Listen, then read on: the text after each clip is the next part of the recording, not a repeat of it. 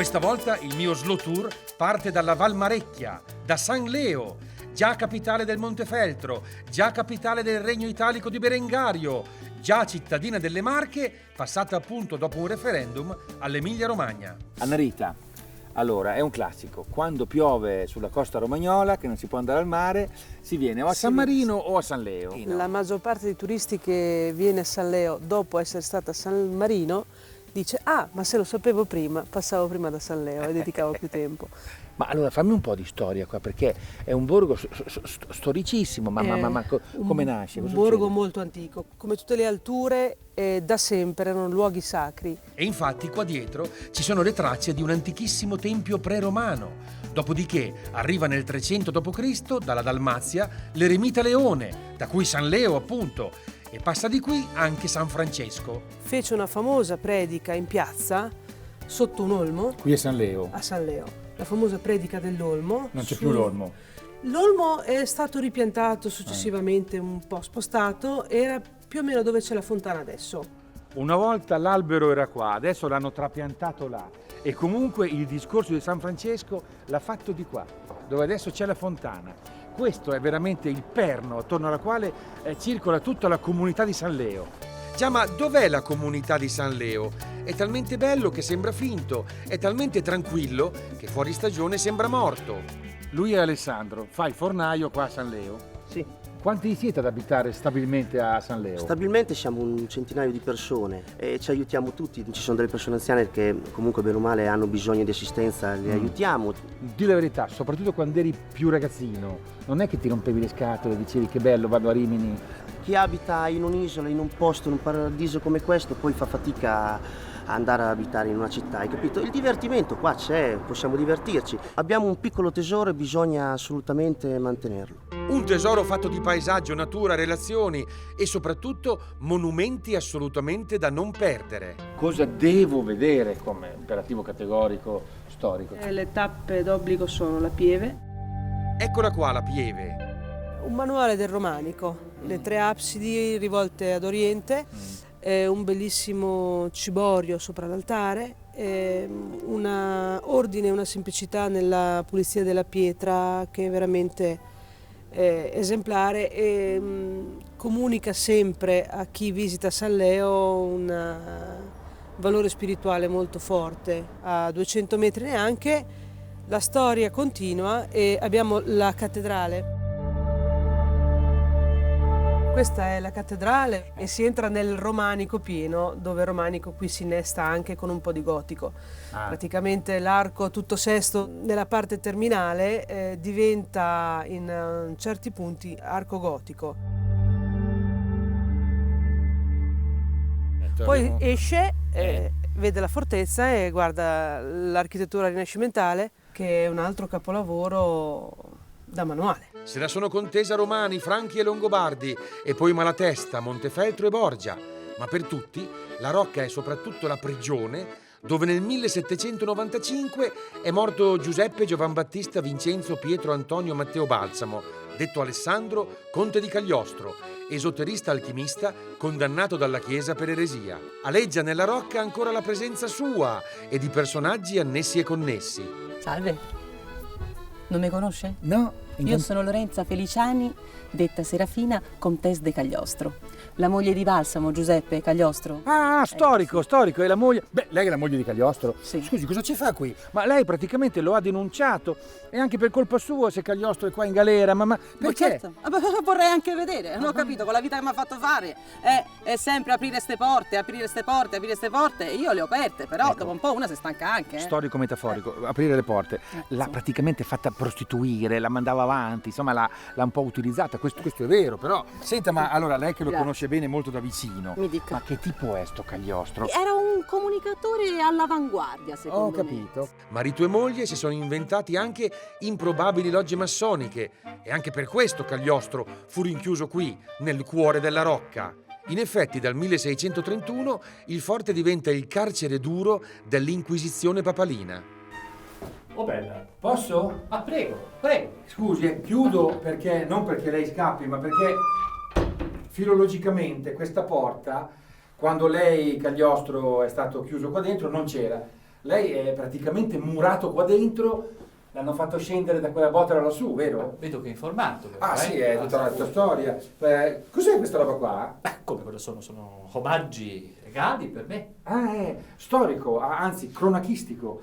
E gli iscritti della massoneria ancora oggi mettono qui i loro omaggi per il grande Cagliostro. Conte. Comunque scusi Cagliostro, ma allora lei è veramente questo campione del libero pensiero oppure è un ciarlatano? Lo dica ormai, è passato del Non l'ho tempo. fatta entrare qui nella mia cella, questo magnifico pozzetto, per farmi insultare. Io non sono affatto un ciarlatano, questo lo sanno benissimo chi mi ha conosciuto bene quando ancora ero attivo, diciamo, nelle corti, in giro tra Londra, Parigi, Varsavia, io ho girato dappertutto e tutti riconoscevano in me il potere della materia. Cioè? Herbis, in verbis, in lapidium.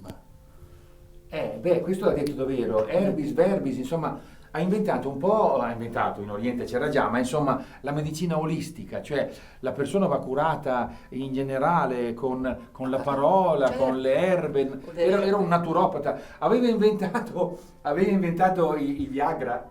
Avevo inventato, era un sortilegio, non era proprio ancora la pasticca blu. C'è della sostanza nella mia aura magica, non è che sia tutto bubbole come sembra. Storico, era bravo a parlare, ma non si capiva cosa voleva dire. Beh, comunque, bene Cagliostro, io la saluto. Grazie mille. Grazie della visita. Torni a trovarmi, eh? Sì, torno. Ecco, questa Ma non... è murata, sì. È murata? Sì. Aiuto! Io sono la Bonna, vuoi un passaggio? Andiamo? Con Vieni via questa? me? Sì, dai. Dai! Piacere! Buona? Siusi? Andiamo. Con una magnifica auto d'epoca io continuo il mio slow tour in provincia di Vicenza alla scoperta delle ville venete.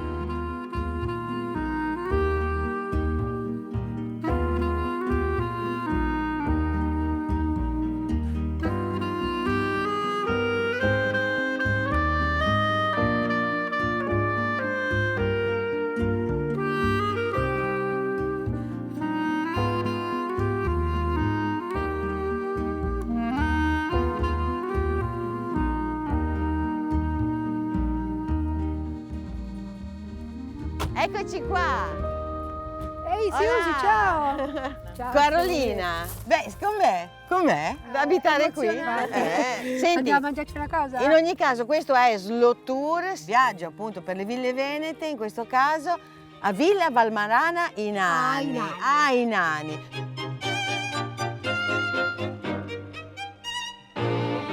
Nani perché li abbiamo visti all'entrata, ci sono tutti questi nani, poi c'è una storia bellissima, magnifica, la storia di La Iana. una nana. Non sono io. E neanch'io. Slow Tour. Carolina Valmarana, proprietaria della villa e curatrice editoriale, mi mostra un libro per bambini che racconta la leggenda della principessa Nana. Una versione bella e positiva, al contrario della vera leggenda un po' crudele della nana che si suicida per amore. Ma ecco i bambini che attendavamo. Sono già arrivati, si sente, che vengono a visitare la villa con la scuola. Allora, siete della classe? C? C, va bene. Della scuola? Tiepolo! Va bene. E questi dove siamo qua? Villa dei Nani! Brava. E cosa vedremo qui? I dipinti di Tiepolo! Cosa sono? Gli affreschi. Gli affreschi. Ci mettono della matita e poi mentre è fresca la dipingono. Bravo! Ma com'era la storia originale della nana Ayala e dei nanetti di Villa Valmarana? C'era una volta un re e una regina che abitavano in questo bel palazzo. E a un certo punto nasce una bambina. Ma questa bambina è... Bassa! Il padre che era dispiaciuto perché diceva dopo magari quando è grande va in giro, tutti sono grandi, lei resta piccola, la prendono in giro, come facciamo? L'idea del padre era quella di confinarla in un mondo a sua misura, con mobili piccoli e servitori, tutti nani. E dice: perfetto, adesso mia figlia ha tutto un mondo alla sua misura, non ha più bisogno di niente. Ma scusa, è una stupidaggine però. Come una stupidaggine? Vabbè, scusate, è una cosa giusta? No. Scusate, lei avrà diritto di vedere tutto il mondo? Sì, Ma allora è giusto che stia rinchiusa? no, E perché deve conoscere amici Appunto. e tutto. Allora, lei deve conoscere gli amici, il mondo deve conoscere lei, no? Un giorno si affaccia al muro del giardino, guarda fuori e cosa vede passare? Ovviamente vede un bellissimo principe, che però è altissimo e non ne vuole sapere di lei. E per il dolore si trasforma in pietra. E tutti i nanetti, vi ricordate che il papà aveva chiuso dentro con lei tutti quei nanetti che erano alti come lei per non farla sentire diversa? Anche loro per il dolore si trasformano in tante pietre.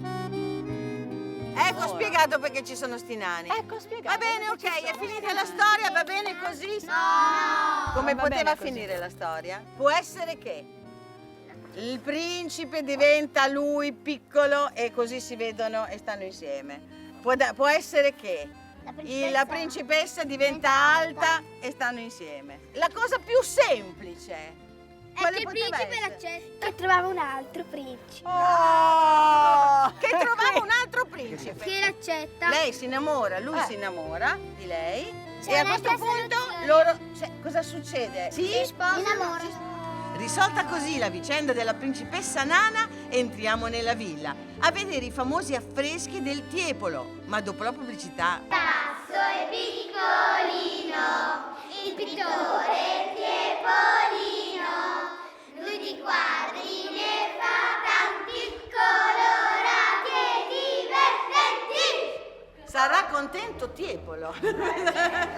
Forse Villa Valmarana è meno monumentale di altre ville palladiane, ma ha una ricchezza straordinaria sulle sue pareti, gli affreschi del Tiepolo.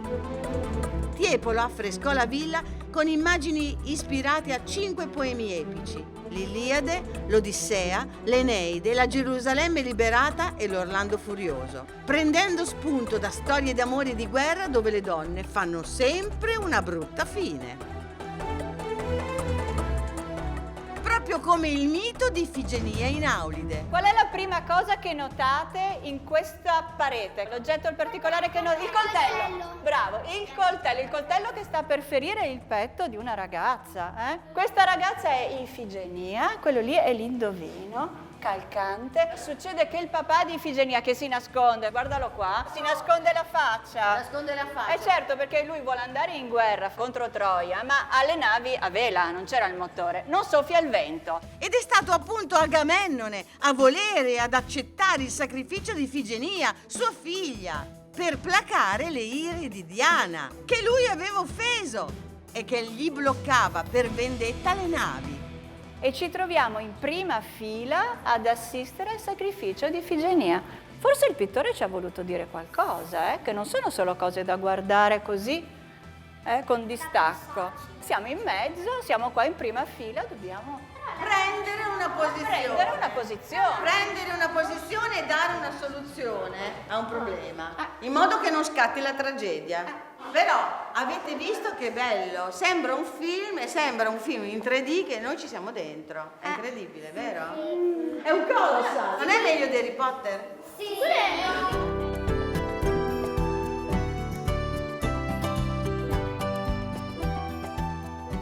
Alla mia destra San Marino, alla mia sinistra San Leo.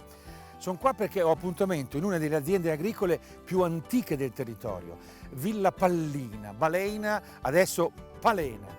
Eccola là.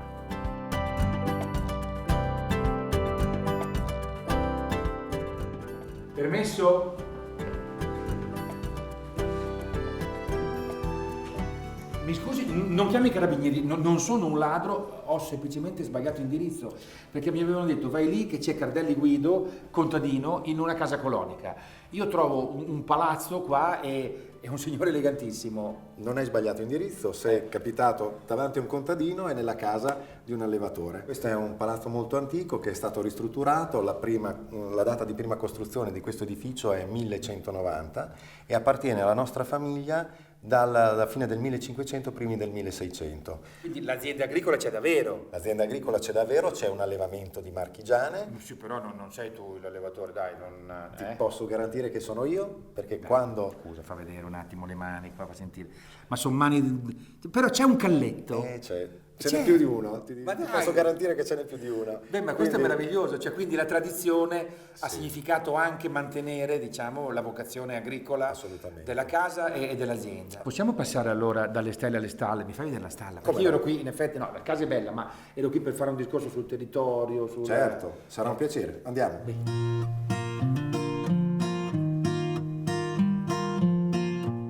Eccole qua, le marchigiane, rara razza bovina nobilissima e antica, quasi quanto il casato dei Cardelli Masini Palazzi. Guido, la tua azienda allora ha 60 ettari di seminativo e 60 esemplari di marchigiana. Di marchigiana, in purezza, sì. Cosa vuole dire oggi preservare i beni culturali? Vuol dire anche preservare una rara razza bovina autoctona a rischio di estinzione. Ma perché queste mucche qui proprio, che sono le vacche, come si chiamano, che sono difficili e non una più bella mucona facile di quelle buone? Questo tipo di animale qua si adatta benissimo ai nostri territori e il vitello ha una resa economica più alta rispetto agli altri. Ma tu, per complicarti ancora la vita, la allevi biologica. Cosa vuol dire? La mia è già un'azienda biologica e tutto quello che produco va per l'alimentazione degli animali. Alla faccia del contadino conservatore e tradizionalista, Guido sperimenta per il futuro mentre conserva il contesto storico del suo ambiente. Prima di tutto, il paesaggio.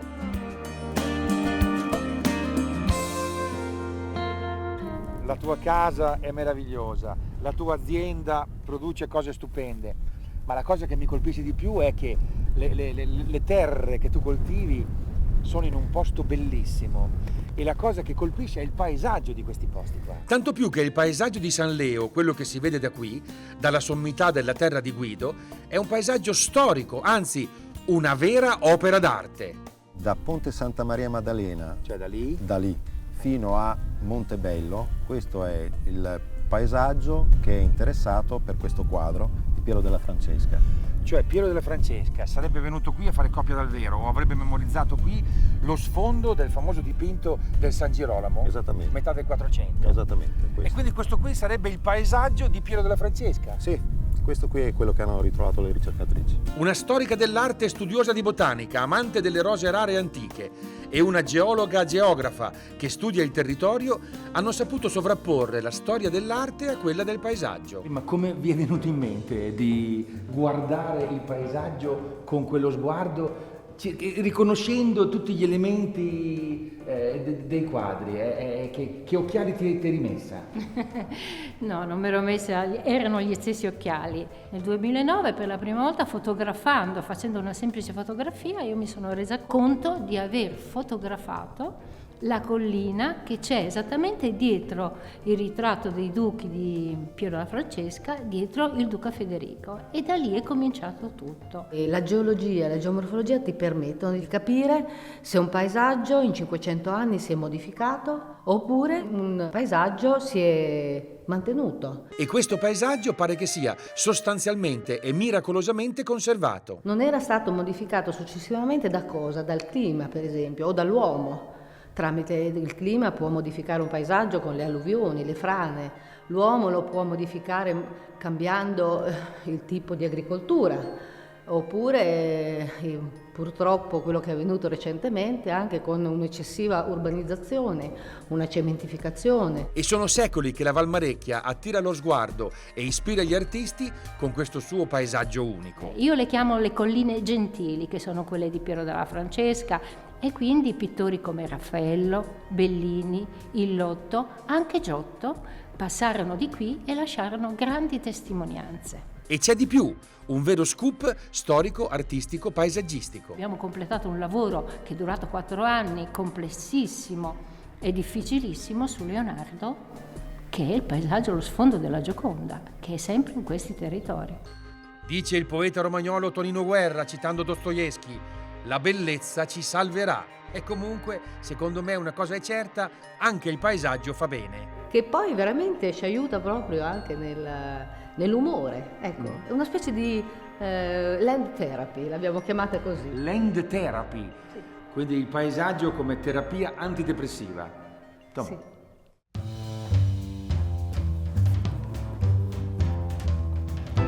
Eccomi qua, al golf della Montecchia. Per la prima volta proverò a tirare una palla, a giocare a golf. Ma non ho niente da mettermi. Su cose complicatissime. Questo cos'è? Questo è una massa? Adesso ci sono tutti questi carrelli, tutte queste cose, ma io voglio quello che le porta. Datemi un caddy. Sono pronta, ma mi ci vogliono i guanti. Uno solo? Mi ci vogliono le palline. Ma mi ci vuole la mazza. Ma mi ci vuole la sacca. Ma adesso mi ci vuole un maestro. Andiamo? Andiamo.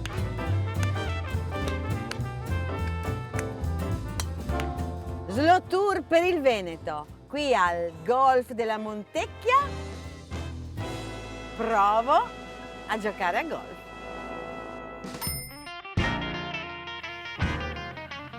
Chi è che tiene i punti? Non rida. E allora questo è il campo pratico, poi dopo invece si va in giro e si fa proprio le buche, no? Va bene, facciamo il campo pratica, vediamo come si deve fare. Chiudi, qua. Braccia distese fino a qui, guarda la pallina. La pallina. Guarda la pallina. Colpisci la pallina e poi finisci il movimento. Con la gambetta per favorire la rotazione verso il bersaglio del corpo. L'ho fatto apposta. Guardo la pallina. Cosa così? Accidenti! La migliore. Sono portata? Sì. Bello, sarà il mio sport. Cosa c'è di bello nel giocare a golf? Si gioca contro se stessi e contro il campo. Poi si cammina molto, si è sempre fuori, anche d'inverno. È un gran gioco questo qua, effettivamente. Se poi prende è una droga anche. Ma veramente io sarei sempre qua. Posto qui? 200 metri? Da quanto tempo gioca? 10 anni. Complimenti. Non vedo neanche dove è andata a finire la pallina. Ma sì, basta che vada dritta. Giusto? Perché a questo punto, se noi fossimo su un campo, lei prenderebbe e andrebbe a vedere dove è andata. Sì. Allora andiamo anche noi sul campo, dai. Sì, andiamo sul campo da golf, che si chiama in gergo green, di nome e di fatto. Allora forse mi do al golf, anche perché non è più vero che ci vuole tanta acqua per annaffiare questa erba, perché in realtà è stata sperimentata qui un'erba che si chiama Patriot, che è un Bermuda grass, no? È un'erba molto forte che ha bisogno di pochissime innaffiature.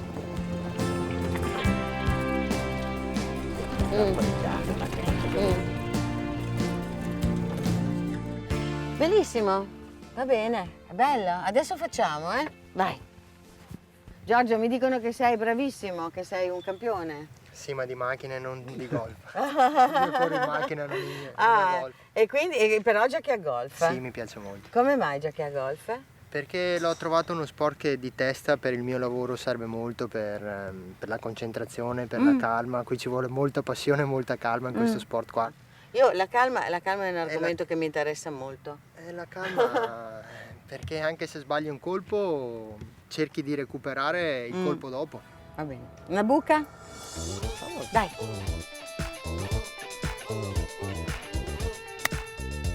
Wow.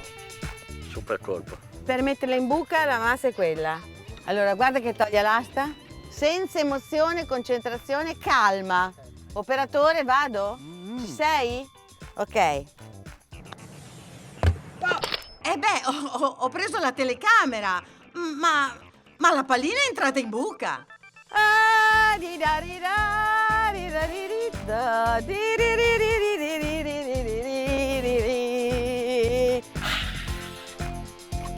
La direzione era perfetta, la forza un po' eccessiva, però ha un futuro. Obiettivo? Niente?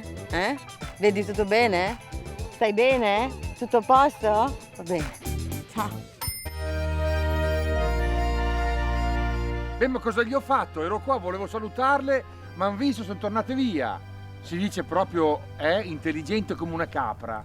Siamo nel cuore della Romagna, a Roncofreddo, dove nasce il Rubicone. Dai che stanno per mungere le pecore.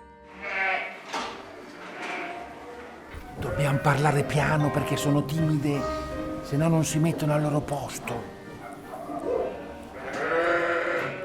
Gli agnellini fanno un po' casino, ma è normale, sono bimbi. Chi è che gli ha insegnato a mettersi tutto in fila perfettamente? Da sole. Un reggitetta e 2 tettarelline e via. Angelo, ho capito, gli fate lo scherzo alle pecore. Cioè, gli danno da mangiare, loro si mettono lì a mangiare e intanto che mangiano c'è una macchina che le tira indietro, arriva la mungitrice ed è fatta. Sì. Tutto automatico, diciamo. E automaticamente il latte munto da Angelo arriva a Patrizia, sua sorella, che fa il formaggio. E tu adesso ti bevi un tè freddo. Beh, lo vuoi assaggiare? Non è proprio tè freddo. Questo è il caglio, un estratto fatto dallo stomaco del vitello. Dallo stomaco del vitello? Sì. Perché il vitello è uno specialista a digerire il latte, quindi diciamo che ha tutti i componenti chimici che servono poi per far digerire il formaggio. E si può fare sia col vitello, anche col capretto, con l'agnello.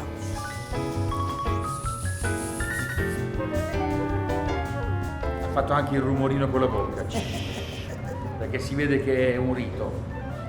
Basta così? Basta così. Caglio quanto basta. Devi mandare la scritta 40 minuti dopo. Guarda qua. Questa è la cagliata. E questa è la base per fare i formaggi. È la base per fare tutti i formaggi. È bello, la sensazione è unica, mai mangiato. E il formaggio poi viene scolato, salato, girato e direttamente commercializzato. La campagna è amica del turismo e il turismo è amico della campagna, nel senso che vendendo direttamente al turista, il coltivatore diretto di prodotti tipici riesce a sopravvivere e a far vivere il territorio. Territorio che a sua volta entra direttamente nel ciclo produttivo. Questo è il famoso formaggio. Il formaggio di fosse, sì. Il formaggio del pastorello stagionato nelle fosse di Sogliano. Fosse di Sogliano? Oggi, giorno di Santa Caterina, a Sogliano c'è gran festa, perché è il momento dell'apertura ufficiale delle fosse. Si tira fuori il formaggio che è stato messo a maturare. Ma e quando deve essere messo dentro il formaggio? Allora, 90 giorni. Storicamente l'infossatura avviene ad agosto e viene tolto a novembre. Ma cosa succede al formaggio dentro la fossa? Qui dentro avviene una rifermentazione, c'è un innalzamento della temperatura e questa rifermentazione trasforma completamente il formaggio. La fossa a suo tempo è stata preparata accuratamente. Prima disinfettata a fuoco, bruciando paglia, poi tutta pulita e rivestita di canne. Quindi riempita fino all'orlo di sacchi di formaggio, in modo che non ci resti dell'aria. Il formaggio deve subire una rifermentazione anaerobica, cioè senza ossigeno, dentro a questo buco, unico nel suo genere, perché fatto di arenaria assolutamente impermeabile. Lo chiude e l'aria non passa. Io sostengo, lo abbraccia tutto, lo tiene e lo culla per 3 mesi. E pensare che qualcuno in Europa queste fosse, per motivi igienici, le voleva tutte belle piastrellate. Il formaggio viene fuori candido e pulito, no aria, quindi no muffe, è incredibile. Ma lo grattugia, scaglie com'è? Lo grattugia, ma lo mangiamo anche così, Come voi quando ci passo, intanto che... Ho capito. Una fettina. Comunque È bello il rumore, come fa? Così, Esatto, e va via una fettina.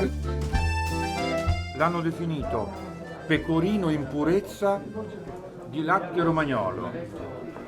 Viene in mente proprio una poesia. Almeni al fai furmai, pola brast la terra, claria zuyen e va. Le mani fanno il formaggio, poi l'abbraccio della terra. Nell'aria di Sogliano va il profumo di fossa. E la poesia a Sogliano va forte. Beh, il simbolo di Piazza Matteotti è diventata questa fontana che è molto particolare. Sì, è una fontana particolare, ideata, studiata, disegnata da Tonino Guerra, sulla base di un'idea che lui si fece venire in campo di concentramento. La farfalla, Contento, proprio contento sono stato molte volte nella vita, ma più di tutte quando mi hanno liberato in Germania, che mi sono messo a guardare una farfalla senza la voglia di mangiarla. Secondo me qui in Romagna tutto si tiene, tutto si mangia, la terra, il paesaggio, il formaggio e la poesia. Slow Tour, riprendiamo il nostro Slow Tour per il Veneto, meraviglioso. Ma c'è una sorpresa! Stavolta la mia amica Bona Zanuso mi è venuta a prendere con un bolide. Ma questa è il Slow Tour, eh? È la macchina di Batman. Dai, vai. Andiamo, via, via, via, via.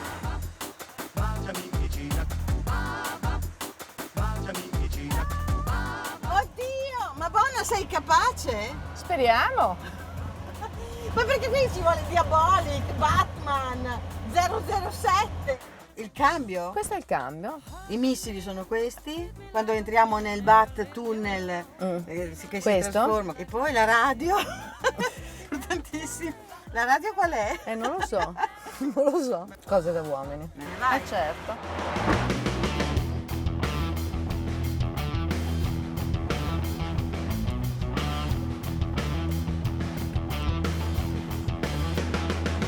Di qua non c'è nessuno.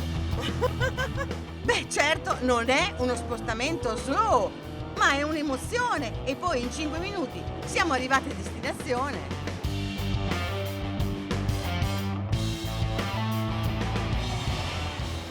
Ok, siamo arrivate. Per spegnere? No, attenta che questa magari spara i missili, cioè magari distruggiamo la villa Foscherini Rossi, magari... vabbè, pazienza, dai. Pazienza. Vai. L'importante è che siamo arrivate sane e salve a Villa Foscarini Rossi. Bella la tua macchina, eh? Ah, non è mia? Come non è tua? No, non è mia. È di Emanuele. Grazie. Prego.